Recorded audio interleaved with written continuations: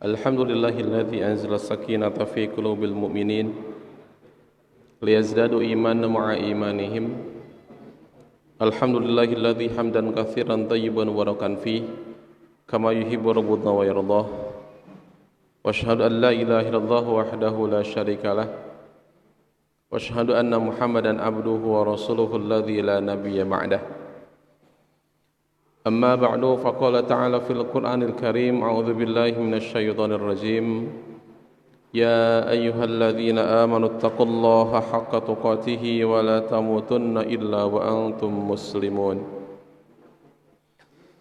Alhamdulillah, segala puji bagi Allah Subhanahu wa taala yang telah memberikan segala macam bentuk kenikmatan kepada kita semua.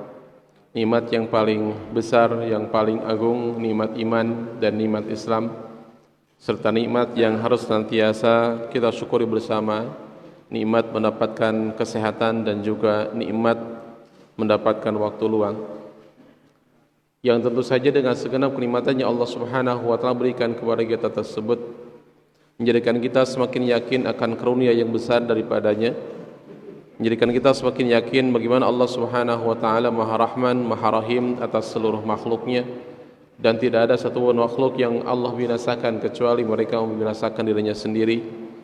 Tidak ada makhluk yang Allah zalimi kecuali mereka menzalim dirinya masing-masing.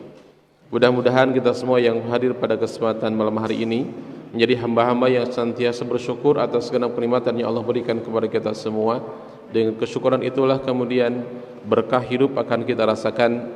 Dengan kesyukuran itulah kemudian segala macam bentuk kenikmatan yang lain akan Allah anugerahkan kepada kita semua. InsyaAllah, amin ya rabbal alamin. Para bapak sekalian yang dirahmati Allah Subhanahu wa taala, kajian kita pada kesempatan malam hari ini masih akan membicarakan tentang berbagai macam peristiwa yang terjadi dalam Al-Quranul Karim. Tentu menjadi sebuah pelajaran penting buat kita, karena tidaklah Allah Subhanahu wa taala menceritakan tentang kejadian di masa lalu kecuali untuk diambil pelajaran, diambil ibrohnya oleh kita semua. Pasti dalam setiap peristiwa, dalam setiap kejadian akan ada sesuatu yang baik, akan ada hikmah, akan ada mau'izah yang bisa kita ambil dan kita terapkan dalam kehidupan kita sehari-hari. Yang baik tentu kita ambil menjadikan sebuah pelajaran, dan yang buruk tentunya menjadi sesuatu hal yang mesti kita jauhi. Dan pada kesempatan malam hari ini kita akan membahas tentang salah satu kisah tentang Ashabul Qaryah. Kalau yang di kemarin itu tentang Shahibul Jannatain, saya pernah sampaikan tentang Shahibul Jannatain yang ada dalam surah Al-Kahfi, tentang seorang yang punya dua kebun. Dan sekarang kita bicara tentang Shahibul atau Ashabul Qaryah, tentang penduduk negeri, penduduk suatu daerah, penduduk suatu kampung. Para sekalian dirahmati Allah Subhanahu wa taala, kalau kita sering membaca Al-Qur'an, sering membaca surah Yasin, saya yakin ini tak lagi asing di telinga kita semua. Kalau kita sering baca Yasin, maka cerita tentang Ashabul Qaryah akan senantiasa kita ulang-ulang. Hanya saja baca Qur'annya ada yang pakai terjemah dan ada yang tidak pakai terjemah. Jadi ketika baca tentang Ashabul Qaryah lempeng we, Pak. Kita cerita tentang naon cenah tuh. Ashabul Qaryah, Qaryah tundukan dari bahasa Arab yang bermakna suatu daerah. Bisa dikatakan suatu perkampungan. Ayat ini turun sebagai penegasan dari Allah Subhanahu wa taala kepada orang-orang kafir Quraisy yang menolak dakwahnya Rasulullah sallallahu alaihi wasallam. Jadi kita menghadap atau kita bisa mendapatkan sebuah kenyataan di masa dulu ketika Rasul menyampaikan risalah yang Allah berikan kepada beliau, dan penolakannya sungguh luar biasa. Para pembesar-pembesar Quraisy berkumpul semuanya. Mereka berupaya mencegah dakwahnya Nabi. Mereka berupaya untuk menghalang-halangi, memberikan berbagai macam rintangan agar dakwahnya tak berhasil. Dan ternyata dakwah itu Rasul lakukan Di Mekah selama 13 tahun, tak seperti di Madinah. Madinah 10 tahun, Madinah berubah jadi Munawwarah, tapi Makkah selama 13 tahun, ternyata Nabi merasakan begitu susah payah untuk menjadikan orang-orang di Mekah tersebut beribadah kepada Allah Subhanahu wa taala. Makanya ketika kita mendapatkan ayat yang kita baca berkaitan dengan khusus Allah khitabnya kepada orang-orang beriman, maka kita yakin ayat itu turun di Madinah. Ketika ada kalimat ya ayyuhalladzina amanu, ya ayyuhalladzina amanu, itu turunnya di Madinah. Tapi ketika berbicara tentang ya ayyuhan nas, ya ayyuhan nas, itu ayat turun di Makkah. Karena berbicara tentang seluruh aspek manusia adalah dengan seluruh aspek kehidupannya. Seperti misalkan dalam surah Al-Baqarah di awal-awal Allah sampaikan, ya ayyuhan nasu ubudu rabbakumul ladzi khalaqakum walladzina min qablikum la'allakum tattaqun. Allah menyeru manusia semuanya, ubudu, sembahlah oleh kalian semua, rabbakum, Tuhan kalian. Siapa dia? Alladzi khalaqakum, yang telah menciptakan kalian. Allah seru semuanya. Siapakah semuanya? Tanpa adanya pemisahan. Yang dimaksud adalah seluruh umat manusia. Nah, ayat ini turun dalam surah atau terdapat dalam surah Yasin di ayat 13 sampai dengan ayat 32 kurang lebih tentang kisah Ashabul Qaryah. Dan kita mendapatkan di sana berbagai macam peristiwa penting, bagaimana ibrah pelajaran yang kemudian harus kita terapkan dalam kehidupan kita semuanya, bahwa yang namanya dakwah tidak akan pernah terhenti, yang namanya dakwah harus terus dilakukan, karena toh ternyata ketika Allah Subhanahu wa taala turunkan kita semua ke alam dunia, tugasnya sama. Kuntum khairu ummatin ukhriyat linnas ta'muruna bil ma'ruf wa tanhauna 'anil munkar wa tu'minuna billah. Kuntum, kalian itu wahai umat mukmin, umat Islam, khairu ummatin, sebaik-baiknya umat, ukhrijat linnas, yang Allah turunkan, yang Allah lahirkan ke dunia untuk siapa? Untuk manusia. Ta'muruna bil ma'ruf wa tanhauna 'anil munkar. Tugasnya adalah memerintahkan kepada kebenaran, wa tanhauna 'anil munkar, mencegah kepada kemungkaran, wa tu'minuna billah, dan beriman kepada Allah Subhanahu wa taala. Jadi tak ada pemisahan di sana. Tak ada saya seorang alim, tak ada saya seorang ustadz, tak ada saya seorang kiai, tak ada saya orang biasa-biasa, semuanya sama kata Allah. Ketika orang menggenggam keimanan, ketika dia menggenggam keislaman, maka tugasnya sama, 3: amar ma'ruf, nahyul munkar, tu'minu billah, memberitakan kebaikan, mencegah kemungkaran, dan beriman kepada Allah Subhanahu wa taala. Nah, di ayat yang senantiasa kita baca, dan insyaallah sudah kita hafal tentang ayat ini, Allah sampaikan, wadrib lahum mathalan ashabal qaryati idh ja'ahal mursalun. Wahai Muhammad, kata Allah, wadrib lahum, berikan kepada mereka, mathalan, perumpamaan, ashabal qaryati, penduduk suatu negeri, penduduk suatu daerah, penduduk suatu kampung, idh ja'ahal mursalun, ketika datang kepada mereka para utusan. Dalam tafsir Ibnu Katsir disebutkan bahwa yang dimaksud dengan ashabul qaryah, qaryah di sana satu negeri yang berada, atau satu nama tempat, satu nama daerah yang berada di Syria kuno, disebut dengan Antokia. Nah, dalam yang sekarang menjadi Antokia, itu masuk di wilayah negara Turki, Antokia itu. Bangsa ini terkenal ketika ada jeritan seorang perempuan yang disiksa oleh orang-orang Romawi di masa pemerintahan Khalifah Al-Ma'mun yang memerintah di Baghdad di Irak. Jadi ketika dia disiksa oleh orang-orang Romawi, kemudian dia meminta pertolongan dengan memanggil-manggil khalifah gitu. Maka kemudian dalam ceritanya khalifah itu mendengar apa yang menjadi jeritan permintaan tolong dari perempuan tersebut, dan kaum muslimin kemudian menyerang penduduk Antokia yang diduduki oleh orang-orang Romawi. Penduduk Antakya Ashabul Qaryah dalam ayat ini itu ada pada masa Nabi Isa alaihissalam. Pada masa Nabi Isa alaihissalam. Wadrib lahum mathalan ashabal qaryah. Wahai Muhammad, terangkan kepada mereka, berikan gambaran kepada mereka sebuah perumpamaan ashabal qaryah, tentang ashabul qaryah. Idza'ahal mursalun, ketika datang kepada mereka utusan. Bahkan bukan hanya satu utusan, Pak. Para ulama kemudian menerangkan bahwa utusan di sana ada yang mengartikannya sebagai para nabi Allah turunkan, dan ada yang menyebutkan bahwa utusan di sana adalah muridnya Nabi Isa alaihissalam.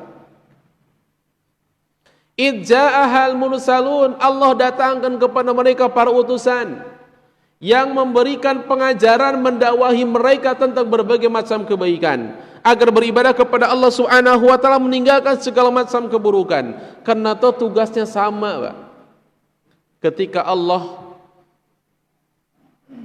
memberikan tugas sejak zaman Nabi Adam alaihissalam sampai terakhir Nabi Muhammad sallallahu alaihi wasallam, maka tugas pokoknya sama. Ani'budullaha wajtanibut taghut, memerintahkan manusia agar beribadah kepada Allah Subhanahu wa taala, wajtanibut taghut, dan meninggalkan, menjauhi perkara-perkara taghut, perkara-perkara syaitan. Idh arsalna ilaihi muthnaini, ketika kami datangkan kepada mereka dua utusan, fakadzabuhuma, tapi mereka kemudian mendustakan keduanya. Fa'azzazna bithalithin, lalu Allah perkuat lagi dengan Allah datangkan utusan yang ketiga. Satu daerah, satu kampung, bukan hanya satu yang Allah datangkan, bukan hanya dua yang Allah utuskan, tapi langsung tiga, dan semuanya kemudian mereka dustakan. Lihat pada dalam ayat-ayat Allah di ayat-ayat yang lain, itu seringkali Allah Subhanahu wa taala membicarakan tentang sebuah proses dakwah yang dilakukan oleh para nabi, kemudian mereka membacakan ayat-ayat Allah Subhanahu wa taala, tapi apa jawaban mereka? Idza tutla alaihi ayatuna, ketika dibacakan kepada mereka ayat-ayat kami, qala, apa yang mereka katakan? Kata mereka, ini semua hanyalah asatirul awwalin. Apa yang dibicarakan, apa yang disampaikan hanyalah asatirul awwalin, dongeng-dongeng di masa lalu, cerita-cerita di masa lalu. Jadi kalau dihubungkan dengan keadaan sekarang, kayaknya tentang Ashabul Qaryah ini tepat, Pak. Sangat bisa menjadi gambaran buat kita. Fa'azzazna bithalithin, kemudian Allah memperkuatnya dengan mendatangkan utusan yang ketiga. Faqalu, kemudian kata mereka para utusan ini, inna ilaikum mursalun, sesungguhnya kami ini merupakan utusan untuk kalian semua. Mereka datang, kemudian kata mereka, inna ilaikum mursalun, kami ini orang yang diutus untuk kalian. Kami adalah para utusan Allah untuk menyelamatkan kalian. Kami adalah utusan Allah untuk memerintahkan kalian agar beribadah kepada Allah Subhanahu wa taala, meninggalkan segala macam urusan-urusan yang bisa mendatangkan azabnya Allah. Tapi apa kata mereka? Qalu, kata mereka, penduduk Antakya itu, ma antum illa basyarum mithluna, kalian itu sama seperti kami. Kalian itu manusia biasa, tak lebih daripada kami, sama kita semua. Wa ma anzalar rahmanu min syai'in antum illa takdzibun. Jadi kata mereka gitu, kamu tuh sama kayak kami. Dan Allah yang Maha Pengasih, Allah yang Maha Rahman itu tidak menurunkan sesuatu apapun. Kamu hanyalah ini kepada in antum illa takdzibun. Jadi mereka menyalahi apa yang dikatakan oleh para utusan tersebut. Kata mereka, kamu sama dengan kami. Dan Allah yang Ar-Rahman itu, kata mereka, tak menurunkan apapun kepada kami. In antum illa takdzibun, kecuali kalian ini merupakan para pendusta besar. Ingat bagaimana Nabi ketika diutus di Makkah, apa yang mereka katakan? Nabi Muhammad yang sejak awal menjadi orang yang terpandang secara akhlak. Tidak ada orang yang meragukan tentang kejujurannya. Tak ada orang yang meragukan tentang amanah yang besar ketika diberikan kepada beliau. Tapi ketika kemudian Allah perintahkan agar memberikan dakwah kepada orang-orang kafir Quraisy itu, apa yang mereka katakan? La ulah percaya diri kamu Muhammad, Muhammad ya tukang bohong. Maka kita ingat bagaimana kisahnya Abu Lahab yang berupaya mencegah segala macam bentuk omongan dari Nabi Muhammad sallallahu alaihi wasallam. Kita ingat peristiwanya, Pak. Ketika Nabi mengumpulkan orang-orang kafir Quraisy di sebuah tempat, lalu Nabi naik, kata Nabi, kalau aku katakan kepada kalian, di belakang kalian itu ada musuh yang siap menyerang kalian, percaya tidak? Kata orang-orang di sana, kami percaya, karena engkau Muhammad tidak pernah berdusta, karena engkau tidak pernah berbohong. Tapi ketika Nabi kemudian menyuruh mereka agar meninggalkan peribadahan kepada berhala, agar meninggalkan segala bentuk kemungkaran, beribadah kepada Allah Subhanahu wa taala, apa yang mereka katakan? Abu Lahab dengan percaya dirinya, lalu kemudian dia menunjuk-nunjuk Nabi Muhammad dengan mengatakan, tabban laka ya Muhammad, ali hadza jama'tana, celaka kamu Muhammad, celaka kamu Muhammad, ali hadza jama'tana, hanya untuk ini saja kamu kumpulkan kami semua. Maka kemudian ungkapan ini yang menyebabkan Allah Subhanahu wa taala menurunkan surah Al-Lahab. Tabbat yada abi lahabi wa tab, yang celaka bukannya Muhammad, tabbat yada abi lahabi wa tab, yang celaka adalah Abu Lahab, celaka kedua tangan Abu Lahab. Ma aghna anhu maluhu wa ma kasab, dia tak dapat bagian apapun dari apa yang diusahakannya. Tabbat yada abi lahabi wa tab, ma aghna anhu maluhu wa ma kasab, sayasla naran dzata lahab, dan dia termasuk orang yang akan dimasukkan ke dalam api neraka yang menyala-nyala, termasuk dengan istrinya. Sepaket suami istri masuk ke dalam neraka dikarenakan dia menolak dakwahnya Rasulullah sallallahu alaihi wasallam, dikarenakan dia membohongkan apa yang Allah datangkan melalui Rasulnya. Ini kata mereka, kalian tuh orang sama dengan kami, kalian gak ada bedanya dengan kami, dan ya Allah tuh gak menurunkan apapun kecuali kalian adalah orang-orang yang berdusta. Qalu, kata para utusan itu, di sini tidak disebutkan siapa nama utusan-utusan ini, Pak. Qalu, kata para utusan itu, Rabbuna ya'lamu inna ilaikum lamursalun, Tuhan kami lebih tahu, Tuhan kami itu tahu, inna ilaikum lamursalun, kami ini semua diutuskan untuk kalian. Wa ma alaina illal balaghul mubin, dan kewajiban kami, kata para utusan itu, adalah hanya untuk menyampaikan perintah Allah dengan sangat jelas. Jadi ada penolakan yang luar biasa besar dari penduduk tersebut. Kenapa? Karena tak searah dengan keinginannya, tak searah dengan kebiasaannya, tak sejalan dengan apa yang menjadi kebiasaan mereka. Maka mereka kemudian memutus perkara, mereka mendustakan semuanya, membohongkan apa yang mereka bawa, walaupun sudah sedemikian rupa para utusan ini mencoba untuk meyakinkan penduduk daerah tersebut. Jadi tak disebutkan negeri, Pak. Kalau negeri cakupannya begitu luas. Ini mah daerah, hanya satu daerah saja, penduduk Antakya. Ini orang mau pengen tensa kecamatan unggul, tete. Buasa kecamatan oge. Terlalu luas wilayahnya. Mungkin satu kampung yang hanya ayah sagewok gitu, Pak. Allah datangkan bukan hanya satu, bukan hanya dua, fa'azzazna bithalith, sampai 3 Allah datangkan utusan kepada mereka. menandakan bagaimana penolakan yang luar biasa. Allah berupaya, yang satu dikuatkan dengan yang kedua semakin dikuatkan dengan yang ketiga. Makanya kan perjuangan perlu teman. Jadi kalau satu ndak kuat, harus ada penopang yang kedua. Yang kedua mulai goyah, harus ada penopang yang ketiga, supaya lebih kuat. Karena kalau kita lihat dalam cerita-cerita terdahulu, bagaimana Allah menggambarkan tentang orang-orang Bani Israel itu, yang mereka mendustakan sebagian, atau sebagian mendustakan para rasul utusan Allah, dan sebagiannya lagi malah membunuh para utusan tersebut.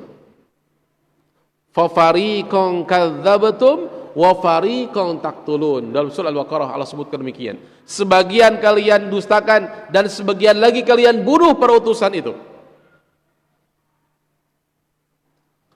Qalu, kemudian kata mereka, ini para penduduknya yang menjawab, inna tatayyarna bikum, sesungguhnya kami bernasib malang karena kalian. La illam tantahu, kalau kalian tak berhenti dalam dakwah kalian, tak berhenti mengajak kami, lanarjumannakum wa la yamassannakum minna adzabun alim, niscaya kami akan menyiksa kalian dan kalian pasti akan merasakan siksaan yang teramat sangat pedih. Diancam, bukan hanya dipenjarakan, tapi di dalam penjara disiksa sedemikian rupa sampai kemudian tak lagi ada yang tersisa. Kita ingatkan bagaimana kisah para ulama terdahulu.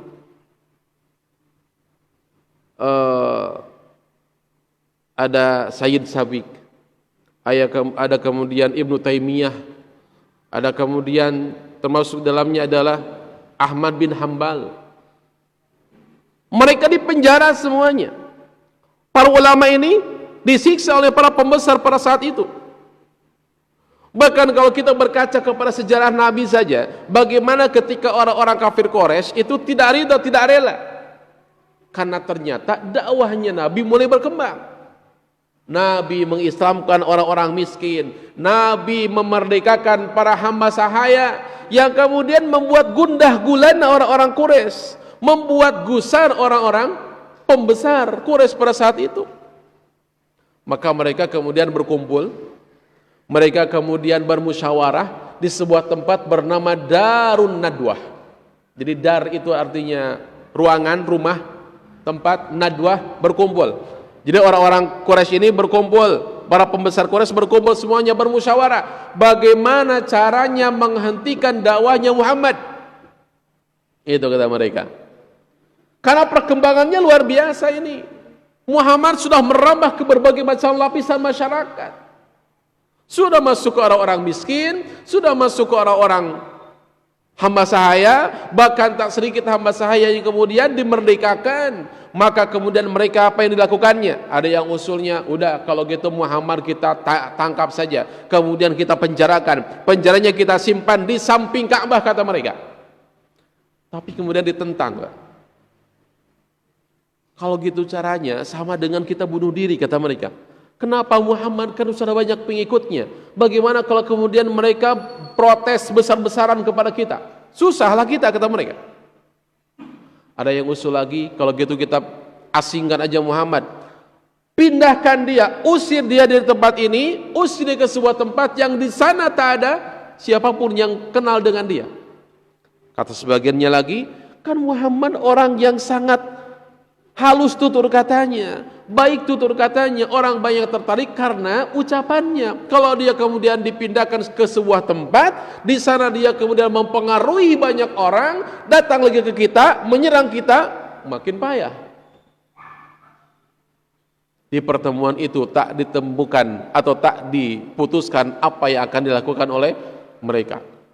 Akhirnya mereka mulai menangkap satu persatu para pengikut Nabi SAW. Mereka tangkap keluarga Ammar bin Yasir, keluarga Ammar semuanya dikumpulkan. Bahkan yang namanya atau bahkan ibunya menjadi syahidah pertama dalam sejarah Islam. Beliau meninggal disiksa oleh orang-orang kafir Quraisy. Seperti itu Pak keadaannya. Dakwahnya luar biasa. Maka ancaman itu dirasakan oleh para utusan ini. Utusan yang 2, yang 3 tadi malah diancam oleh orang-orang Ashabul Qaryah, oleh penduduk Antioquia tersebut. Apa kata mereka? Inna tatayyarna bikum, lah datangna arajen teh kanyang sarakeun. Datangnya kalian bukan membawa kebaikan, datangnya kalian malah menyengsarakan kami semua. La illam tantahu lanarjumannakum wa la yamassanna wa la yamassannakum minna adzabun alim. Sudah, mendingan berhenti sekarang mah. Kalau tidak berhenti, terus-terusan ngadawahan kami, terus-terusan ngajak kami bikin ibadah ke Tuhan kamu, kata mereka, lanarjumannakum, maka kami akan menyiksa kalian, walayamassannakum minna adzabun alim, dan kalian akan merasakan bagaimana siksaan yang berat, siksaan yang pedih yang akan kami berikan kepada kalian. Qalu, kemudian para utusan tersebut berkata, ta'irukum ma'akum, kesialan kemalangan kalian itu bukan karena kami, kata mereka. Ta'irukum ma'akum, kesialan kemalangan kesusahan kalian bukan karena kami, tapi justru karena kalian sendiri. A'in dzukirtum bal antum qaumum musrifun, apakah kamu diberi peringatan?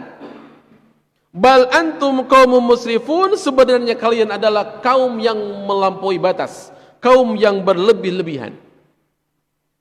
Jadi ada dialog, Pak. Kalian ngancam kami, kemudian kalian mengatakan kami sebagai penyebab kesusahan kalian. Bukan kami yang jadi sebab kalian susah, tapi kalian sendiri yang menyebabkan kalian menjadi susah, bukan karena urusan kami, bukan karena apa yang kami sampaikan. Kira-kira Pak, dalam pandangan kita, dalam perkiraan kita, yang 3 orang menyampaikan itu di hadapan mereka, apa yang akan terjadi? Ancaman tadi akan dilakukan. Lanarjumannakum walayamassannakum minna adzabun alim, kami akan merajam, kami akan menyiksa kalian, dan kalian akan merasakan siksaan yang pedih yang tidak pernah kalian rasakan sebelumnya. Persis Pak. Makanya kata Allah, sok wahai Muhammad, beritahukan kepada mereka, kalau mereka menolak utusan yang Allah datangkan kepada mereka, jangan harap mereka mendapatkan bagian apapun di sisi Allah Subhanahu wa ta'ala. Padahal kan Pak, penduduk Mekah itu orang-orang yang sebetulnya menjalankan sebagian syariat Nabi Ibrahim alaihissalam. Ibadah haji mereka lakukan, kemudian lagi berkurban mereka lakukan. Hanya saja apa yang mereka lakukan tak semuanya sejalan dengan yang diperintahkan. Ada hal lain, ada benda lain yang mereka jadikan sebagai sembahan yang bernama al-asnam, berhala-berhala besar. Yang dalam sejarah itu disebutkan ketika Rasul menaklukkan kota Makkah dalam peristiwa Fathu Makkah di tahun ke-8 Hijrah, Rasul bawa 10.000 pasukan dari Madinah, dikeluarkan semua patung-patung, dihancurkan semuanya yang ada di dalam Ka'bah dan di luar Ka'bah, dan jumlahnya tak kurang dari 360 patung. Bahkan patung itu kemudian ada patung yang khusus disembah oleh keluarga, kayak Abu Lahab. Abu Lahab itu Tuhannya khusus Pak, beda dengan orang miskin, beda dengan hamba sahaya, khusus Tuhannya. Maka disebut dengan sebutan Abu Lahab itu Abdul Uzza, hamba patung Uzza. Kan nama patungnya banyak. Ada Lata, Manat, Hubal, Uzza, Jibti, Toghut dan sebagainya. Banyak namanya. Nah, yang di rumah Abu Lahab itu namanya Al-Uzza, patung Uzza. Patung ini mah tak bisa disembah oleh orang lain kecuali Abu Lahab sendiri dan keluarganya. Ayat pangeran khusus, Pak. Tuhan khusus untuk Abu Lahab saja, tidak untuk yang lainnya.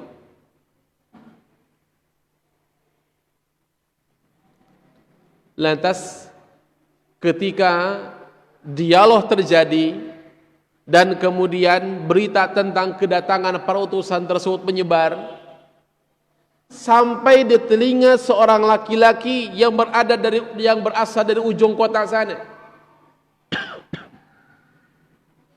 Apa kata dia? Atau apa kata Allah dalam ayat ini? Wa jaa'a min aqsal madinati rajulun yas'a qala ya qaumi ittabi'ul mursalin.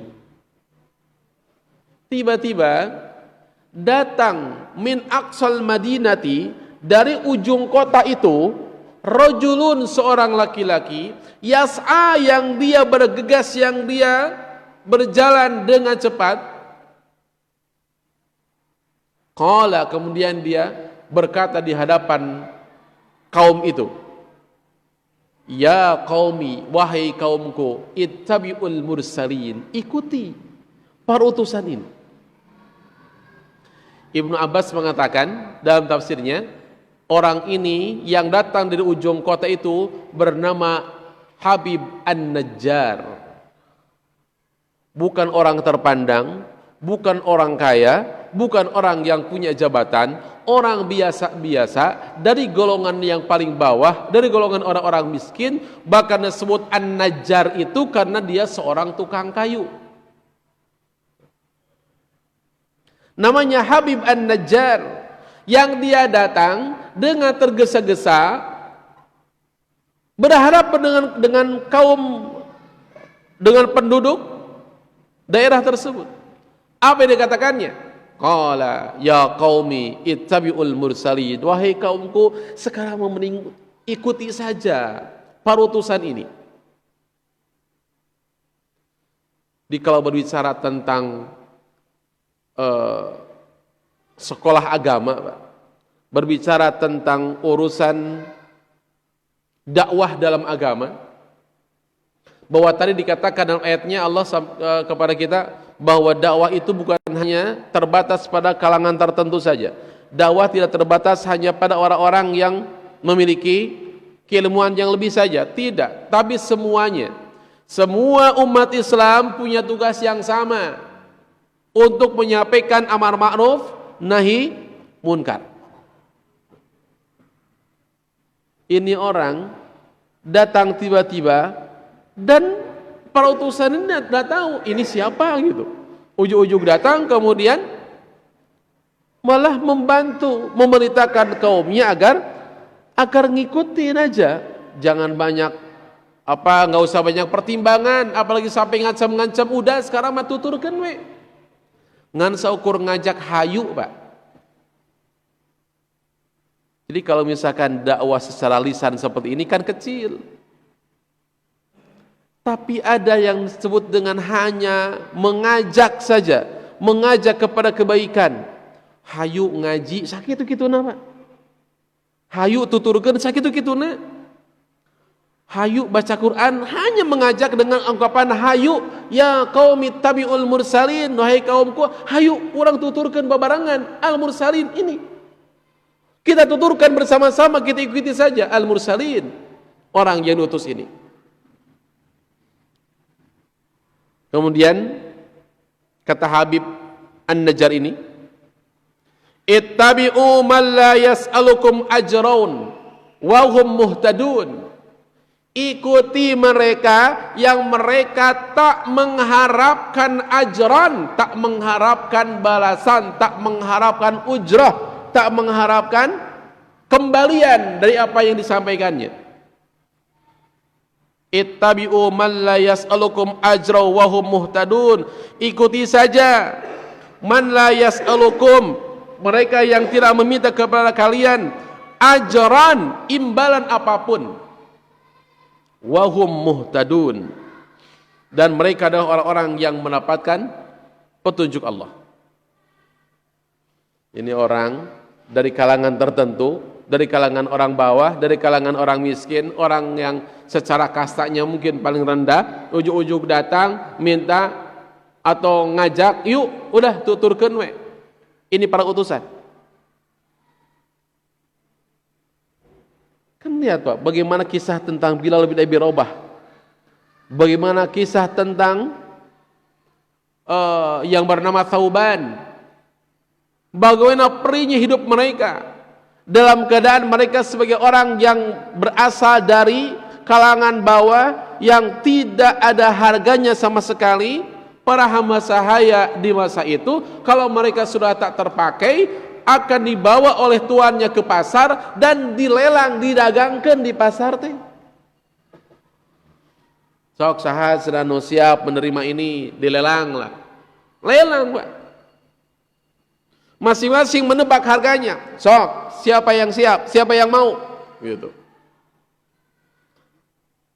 Dan Habib An-Najjar itu datang dengan segala macam kesederhanaannya, dengan segala bentuk keyakinannya, dan dia itu termasuk orang yang beriman kepada Allah Subhanahu wa taala, beriman kepada apa yang disampaikan oleh para utusan tersebut. Wa ma liya la a'budu alladhi fatarani wa ilaihi turja'un, dan tidak ada alasan bagiku, kata Habib An-Najjar, la a'budul ladzi fatarani, tidak ada alasan bagiku untuk tidak menyembah zat yang telah menciptakanku, wa ilaihi turja'un, dan kepadanya semua akan dikembalikan. Kalian mau nolak, maksudnya ngapain nolak? Toh kita kan yang Allah, toh kita kan diciptakan oleh Allah, masa iya kita akan kufur kepada Allah, zat yang menciptakan kita semua? Dan ini dakwah menjadi dirasakan sangat berat Pak, karena yang dihadapi ternyata para pembesar-pembesar. Yang dihadapi adalah orang-orang yang punya pengaruh besar, orang-orang yang punya jabatan, orang-orang yang punya pengikut. Maka di antara strategi dakwah Nabi dulu yang Allah kemudian tegur dalam surah Abasa, Nabi sedang menghadapi orang-orang Quraisy, pembesar-pembesarnya. Lalu datang seseorang dengan membawa itu ingin masuk Islam. Ketika Nabi lirik, udah mah bukan dari golongan orang-orang besar, tak punya jabatan, terus buta lagi. Maka ku Nabi dibiarkan sampai turun ayat Allah Subhanahu wa taala, abasa wa tawalla an ja'ahul a'ma wa ma yudrika la'allahu yazzakka aw yadhakkaru fatanfa'ahu dzikra. Kok Allah kemudian ditegur Nabi teh, abasa wa tawalla, kau membuang wajahmu dan kau berpaling. Anja'ahul a'ma, ketika datang seseorang yang dia dalam keadaan buta. Dialah seseorang yang bernama Abdullah bin Ummi Maktum, yang kemudian diangkat oleh Nabi sebagai muadzin selain daripada Bilal bin Abi Rabah. Ditegur oleh Allah langsung, ini orang mau masuk Islam, kenapa kau malah melewatkannya? Kenapa kau malah sibuk ngurusin para pembesar, sementara para pembesar tersebut belum tentu akan masuk Islam? Dalam anggapan Nabi pada saat itu, kalau saya mampu memasukkan orang-orang ini, orang-orang yang punya pengikut, dia punya jabatan tinggi, punya kedudukan yang hebat di kalangan masyarakat, kalau dia masuk Islam, maka tentu akan mudah para pengikutnya masuk Islam juga. Nah kalau yang ini masuk Islam, dia bawa siapa? Dia nggak bawa siapa-siapa, cuma sendirian doang. Jadi secara untung-untungan, lebih menguntungkan yang mana? Lebih untung mendakwahi para pembesar tadi, karena punya pengikut banyak. Tapi kata Allah ternyata, janganlah disepelekan orang ini, justru dia punya tekad yang kuat, ingin masuk Islam. Maka nanti Pak, kategori sahabatnya, yang disebut dengan sahabat itu kan bukan melihat. Melihat itu beda dengan berjumpa. Kalau berjumpa itu kan tahu tentang keadaan nabinya. Tapi kalau melihat itu Abu Lahab melihat, Abu Jahal melihat, Sumayyah juga melihat, Al-Walid melihat gitu. Tapi tidak beriman kepada Rasul. Tapi orang yang buta ini dikatakan dia sebagai sahabat karena dia masuk Islam, berjumpa dengan Nabi, dan dia meninggal dalam keadaan sebagai seorang muslim. Para sekalian, yang dirahmati Allah Subhanahu wa taala. Kemudian kata Habib An-Najjar, "A'attakhidhu min dunihi alihatan iyuridnir rahmanu bidurrin la tughni anni syafa'atuhum syai'a wala yunkidun." A'attakhidhu min dunihi alihatan. Kenapa aku akan menyembah Tuhan-Tuhan selainnya? Iyuridnir rahmanu bidurrin, jikalau memang Ar-Rahman itu menghendaki keburukan, menghendaki kemadaratan bagiku, lan tughni anni syafa'atuhum syai'a, maka pasti pertolongan mereka tidak akan pernah berguna sedikit pun. Wala yunkidun, dan mereka juga tidak akan pernah bisa menyelamatkanku. Kalau aku bergantung kepada manusia, manusia tak akan pernah bisa menyelamatkanku. Tapi ketika aku bergantung kepada Allah Azza wa Jalla, maka dengan bisa dipastikan Allah itu akan menolong apa yang menjadi kesusahannya. Inni idzal lafi dhalalim mubin. Sesungguhnya jika aku berbuat demikian, pasti aku berada dalam kesesatan yang nyata. Para utusannya diam, Mbak. Justru Habib An-Najjar yang orang kampung ini dari ujung kota sana, dia datang dengan berjalan tergesa-gesa yang kemudian berbicara di hadapan kaumnya. Para utusan cuma diam aja ngeliatin. Ini luar biasanya. Inni amantu birabbikum fasma'un. Nah, dalam sejarahnya dikatakan kemudian orang-orang Antioquia itu, penduduk Antioquia tersebut tak suka dengan apa yang disampaikan oleh Habib An-Najjar, lantas mereka mengeroyok Habib An-Najjar, bahkan disebutkan dalam sejarah sampai ususnya terburai. Sampai ususnya terburai.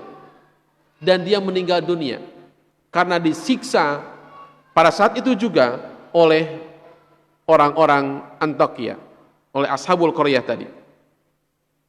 Nah, kemudian ketika dia dalam keadaan sakaratul maut, lalu dia mengatakan, inni amantu birabbikum fasma'un. Kemudian para utusan tersebut menghampirinya dan kata Habib An-Najjar, inni amantu birabbikum, sesungguhnya aku beriman kepada Rabb kalian. Fasma'un, maka tolong dengarkanlah.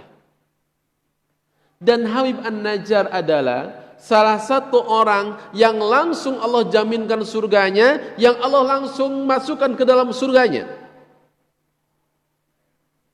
Jadi dia minta supaya para utusan tersebut menjadi saksi di hadapan Allah Subhanahu wa taala bahwa dia itu beriman kepada apa yang disampaikan oleh para utusan-utusan tersebut.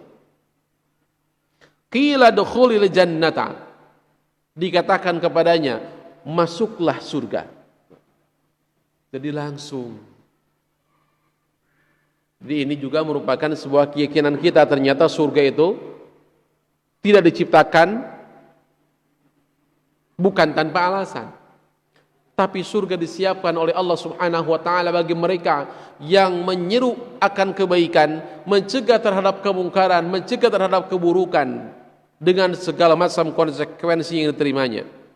Maka kita paham dengan apa yang Rasul sampaikan dalam hadisnya, qulil haqqu walau kana murran, katakan yang hak itu hak walau kana murran, walaupun memang berat, walaupun pahit yang akan diterima.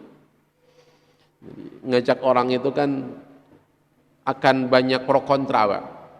Ngajak orang mah tidak selamanya mulus. Hayu wa ngaji, alah ngaji wae, bosan, Pak. Ngaji wae cenah terus. Ngaji makan cenangan seukur dua paretah naoge ustadz nerangkeun teh nerangkeun naon nitah bener nyaram Nyaram salah Pak. Sakitu-kituna inti saritina pengajian mah. Mun ustaz pengajian pasti isinya cuma dua doang. Memberitakan kepada kebaikan, mencegah daripada keburukan. Beres Pak.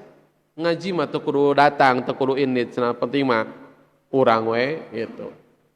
Ternyata Habib An-Najjar mengajarkan kepada kita bagaimana kebenaran mesti diperjuangkan. Bagaimana kebenaran mesti menjadi sesuatu yang menghunjam ke dalam dada, sebuah keyakinan yang kuat, dijalankan dengan kebaikan, maka balasan yang besar menanti dia. Qila dukhulil jannata, dikatakan kepadanya, masuklah kamu ke dalam surga. Apa kemudian yang dikatakan oleh Habib An-Najjar? Qala ya laita qaumi ya'lamun. Kan Pak biasanya atau dalam beberapa riwayat itu dikatakan ketika orang sudah masuk surga, dia akan lupa dengan kehidupan dunia.